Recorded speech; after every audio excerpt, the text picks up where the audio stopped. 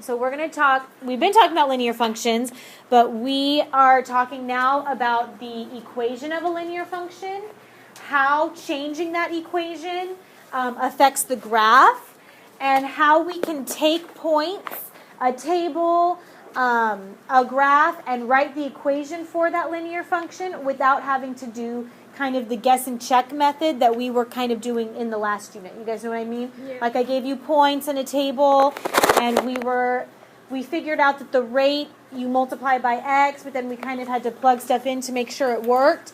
I'm going to give you the generic form now, and we're going to be able to write equations of a line from all different types of information that are given to you without having to do that sort of guess and check method.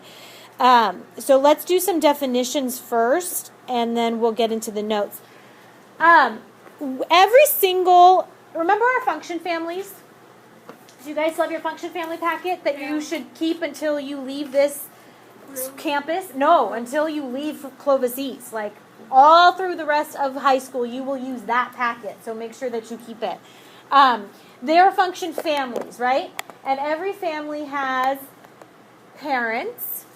So all function families have what is called the parent function. Okay? The linear parent function is the most generic, basic form of a linear function that you can get. And that's the definition. It's a linear function in simplest form.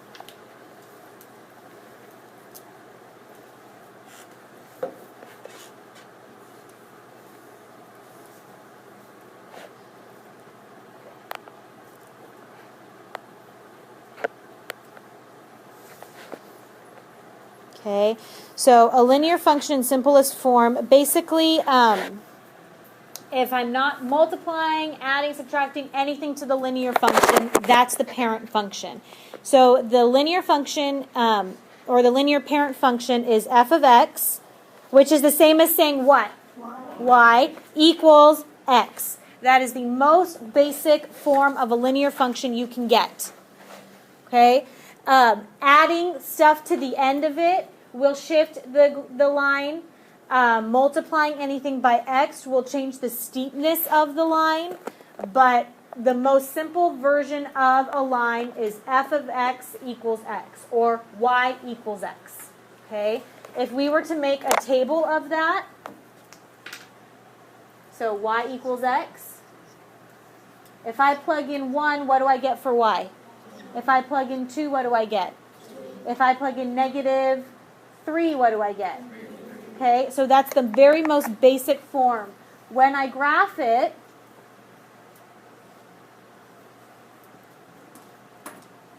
you get this. So it's a line that goes through the origin, and for every x value, it goes through the same y value. Okay, so that is the most basic linear function that we can have, and that's called the parent function. When we do start changing things on this parent function, f of x equals x, that gives us a specific linear equation. And a linear equation is just an equation that models a linear function. But it's specific to that line.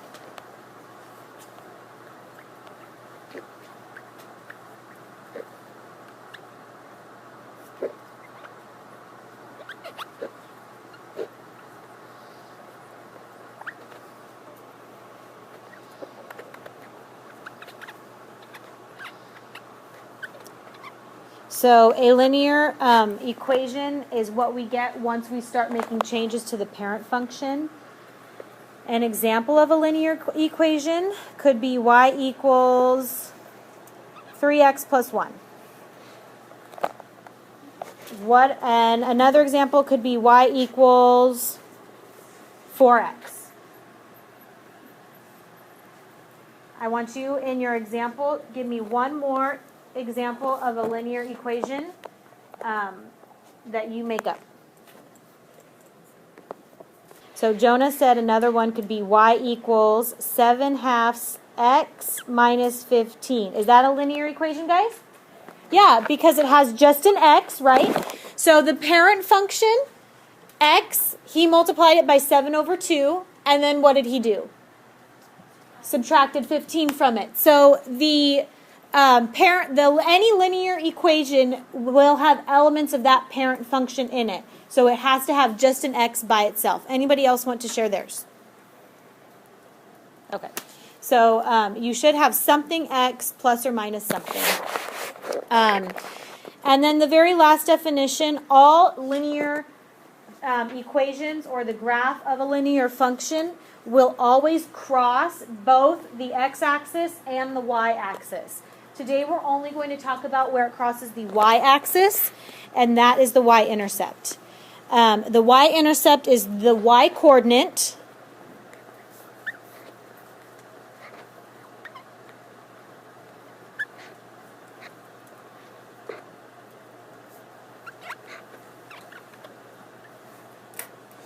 Whoa.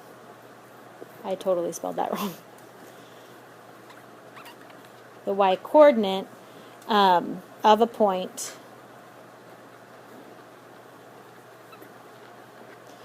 where the graph crosses the y-axis.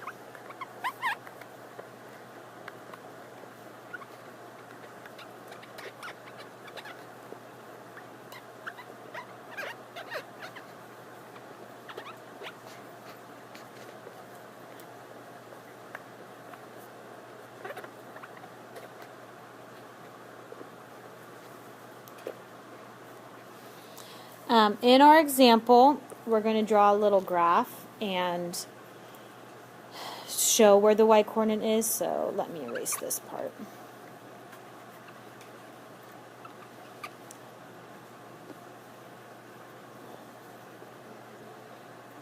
So I'm going to actually show you what happens.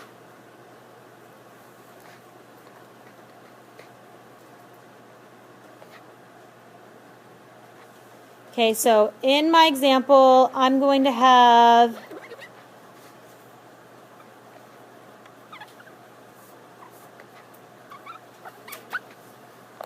this graph.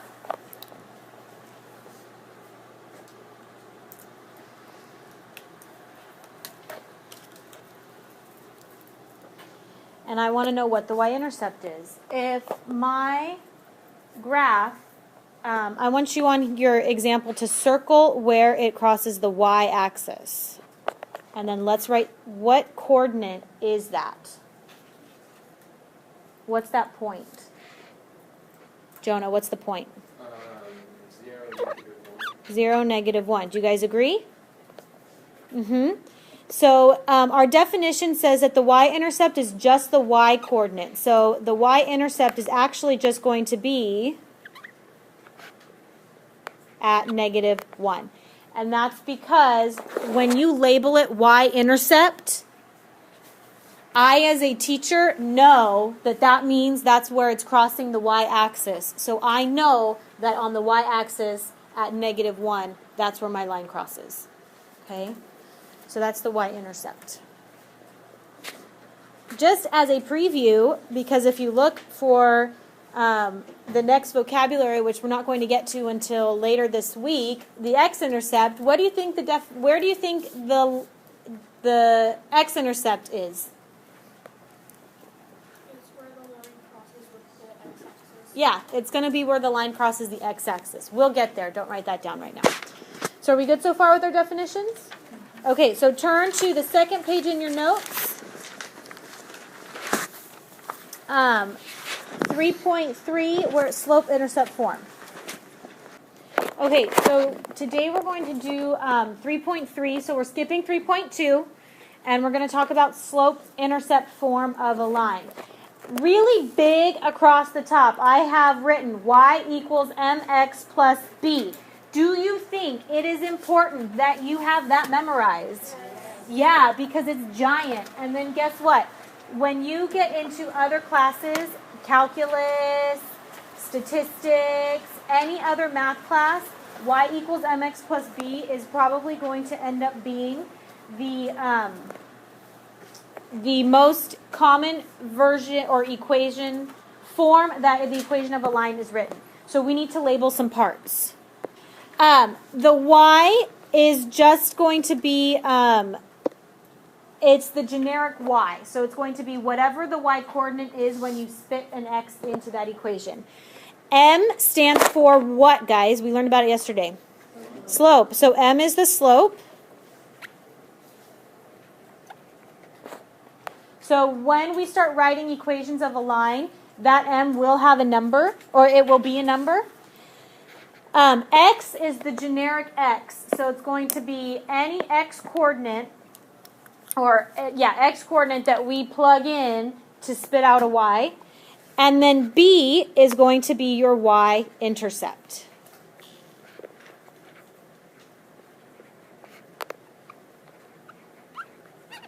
Okay. So M is your slope, B is your y-intercept. So the very first one that we're going to do here is just identify the slope and the y-intercept. So number 1, y equals 3x plus 5. Is this in slope-intercept form? Yeah, because we have y equals mx plus b. What is m? 3. Now here's where a lot of students just have it's a very common misconception. M is just this number that represents the slope. So your slope is not 3x. Does everybody understand? Your slope is 3. Okay? The slope does not have an x attached to it. And then what's in the b place? Positive 5. So our y-intercept is positive 5. So do 2 and 3 for me really quick. I'll give you 30 seconds. Karina, what is m in number 2? Good, negative 1/2. And Jen, what is b? 3. Good. In number 3, y equals 2/3 x minus 7. Faith, what is m? 2/3. Good, 2/3. And Mackenzie, what is b? Good, negative 7. Okay, so because this is minus 7, our y-intercept is actually negative 7. Okay, so please make sure that you are attaching the sign with it. So far, so good? Should be pretty easy right now, right? Okay, so let's take it one step further.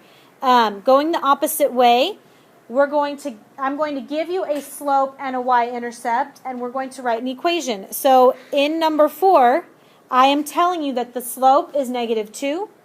The y-intercept is 5. So our equation is going to be y equals negative 2x plus 5. Do the other two for me. Okay, number 5, slope is 1/2. Y-intercept is 1. Rose, what's the equation? Y equals 1/2 x plus 1. Agree? Okay, good. Number 6, m is negative 1/3. B is 0. Elijah, what did you get? Y equals negative 1/3 x. Negative 1/3 x. Guys, why did he not put plus 0 at the end? Emily? It's unnecessary. It's unnecessary because does plus 0 change anything? No. So what I want you guys to recognize is if you or ever get an equation that is something similar to this, negative 1/3 x, or y equals 2x, or our parent function, y equals x, this y-intercept is going to be what? 0, because it's not shown, because adding 0 doesn't change the value. Could we easily do this? So if our parent function is y equals x, could we easily do a plus 0 so that we can tell what the y-intercept is?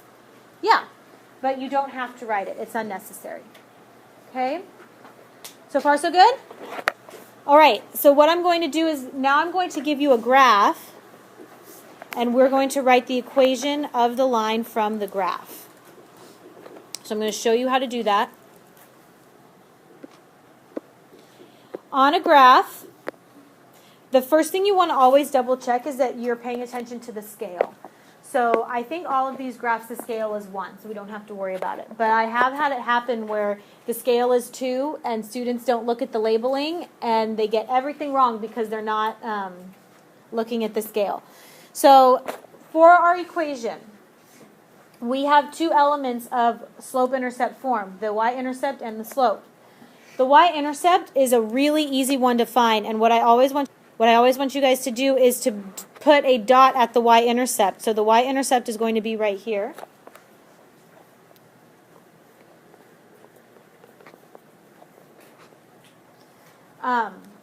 And we need to figure out what the slope was. We did this in the homework last night, and we did it in the notes yesterday as well. If I have a point, I just have to count the rise over run, right?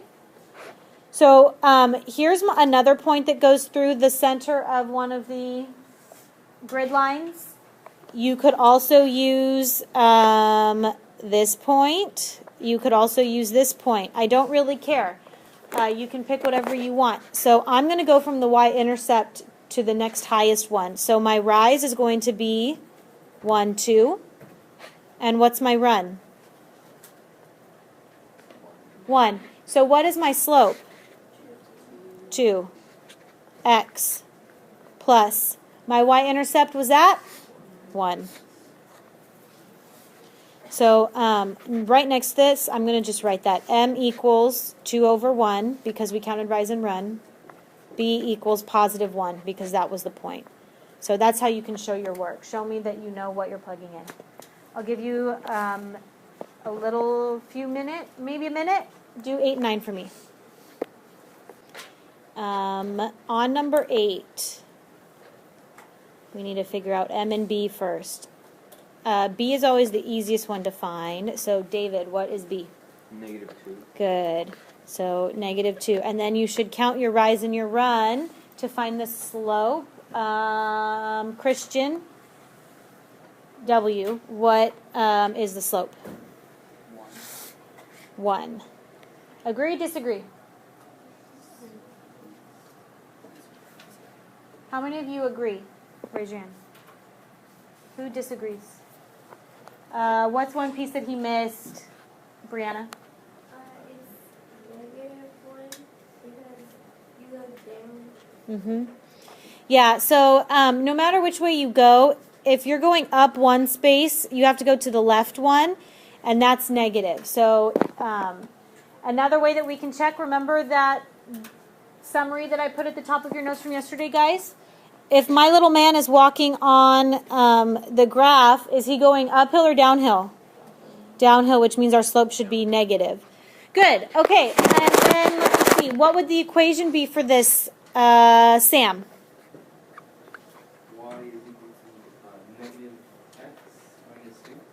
Y equals -x -2. Y equals -x minus 2. Sam, how come you didn't put -1x minus 2? Yeah, 1x and x are the same thing. Just having the negative is good enough. Okay, remember that invisible 1? Okay, good. Number 9, we need the slope and we need the y-intercept. Rebecca, what is the y-intercept for number 9? 4. Positive 4, good. And then Kiki, what is the slope? -1/2. Do you guys agree? Disagree? Hands raised. You agree? Who disagrees? Okay, good. I agree also. So then what would be my equation? Dennis.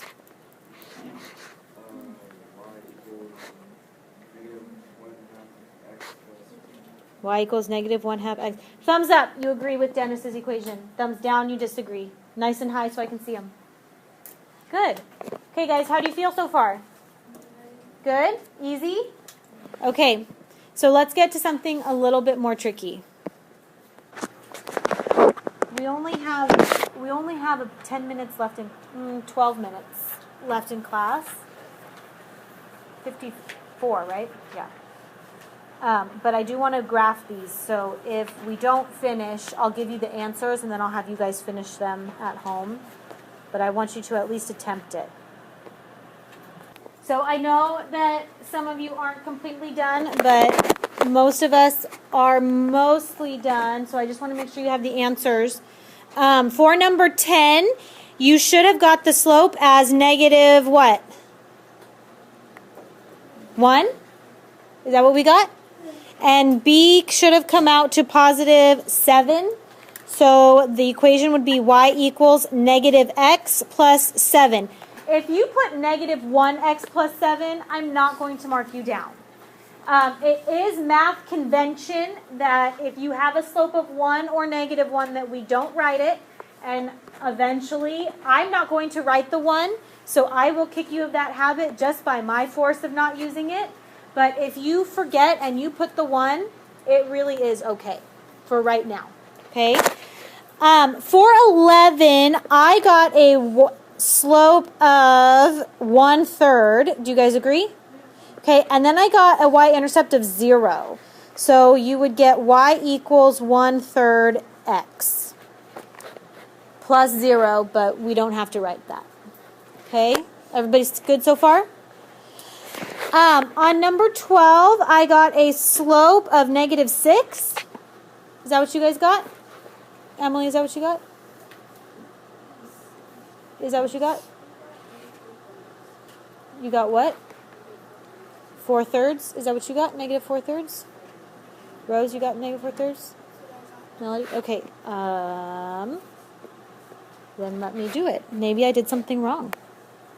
So, negative 7 minus negative 11 over 6 minus 9. So that would be plus. So, 4, negative 3. Oh, you guys are right. How did I miss that? Uh-oh. Okay, so the y is negative 4/3. So what'd you get for b? Melody, what'd you get? Positive 1? Is that what you guys got? Oh, it all worked out still. Well, that's good. So y equals negative 4/3 x plus 1. Yeah? Cool. Okay, so let's actually graph these. See, you guys, even teachers make mistakes.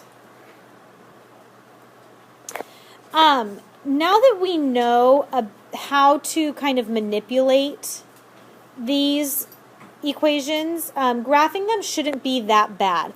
When I graph a linear equation, especially when it's in slope-intercept form, the first thing I always do is graph the y-intercept. So on number 13, 3x plus 4, I always circle the 4 with the sign, so the plus 4, and then I graph positive 4. So on the y-axis, go up 1, 2, 3, 4. It's the y-intercept, so it has to cross the y-axis. And then my slope is positive 3, and since it's rise over run, it's 3 over 1. So what is my rise? Positive 3. So from the point that we graphed, put your pencil on that y-intercept. I'm going to go up 1, 2, 3 spaces. And my run is positive 1, so that's which direction? To the right, 1 space. And then you're going to put another point. Now, I always tell my students, and I know Mr. Case and I think Mr. Mua did this, how many points do they want you to actually plot? Not just 2, how many? 3. I like to plot 3 because it kind of gives yourself a check. It's like checking your work. Because all 3 of those points should line up. So from the y-intercept, I then go in the opposite direction. So if I went up 3, right 1, what would be the opposite of that? Down 3, left. Good. Down 3, left 1. So down 1, 2, 3, left 1. Do those still fall in line? Yes. Yeah, and then you're going to connect them with a line. On your test, oops. If you do not connect these with a line, I'm going to mark it wrong. And if Mrs. Dodson could draw a straight line, good enough. Okay? You must connect them with a line because it's an equation that represents an infinite number of points. You do not only have to plug integers into that equation. You can plug anything you want. I do want to go over one of the negatives, so let's look at 17. Circle the y-intercept at positive 2, so we are going to go up 2 and put a point. Now, we talked about this yesterday. If my slope is negative, that means the whole thing is negative, right? But in order to get a negative answer, I have to divide a negative by a positive or a positive by a negative. That means that because my slope is negative 2/3, the 2 and the 3 cannot both be negative. Because if my slope was negative 2 over negative 3, what does that actually give you? A positive. So how do we know which to give this? I always put the negative with the numerator. Okay. So my slope, to count, I would go down 2 and then positive 3. So that's to the right 3 spaces. Now to plot my third point and go the other way, then I would attach it to the bottom. So I would go up 2 and negative 3 would be to the left 3 spaces. And then you connect those. I do not require that you show me where you did the rise and the run. You don't have to do that. I'm just doing that right now so you can see where I'm getting the points from. Okay? Does that make sense? We can double check this by thinking, is this slope, it's going down, right? So would that be positive or negative slope? Negative. And our graph show, or our equation shows that our slope is supposed to be negative. Okay, so that's how you can double check your work. 19 and 20 are word problems. You have to write an equation and then graph that equation. The only thing that I want to make sure that you are aware of when we are doing those is that you have to indicate your scale. So on number 19, it talks about the plumber charges a $65 fee plus $35 an hour. When you are making the scale for that, you're obviously not going to count by ones, right? Maybe 10s or 20s. So just make sure that you're indicating your scale. Okay? We can go over those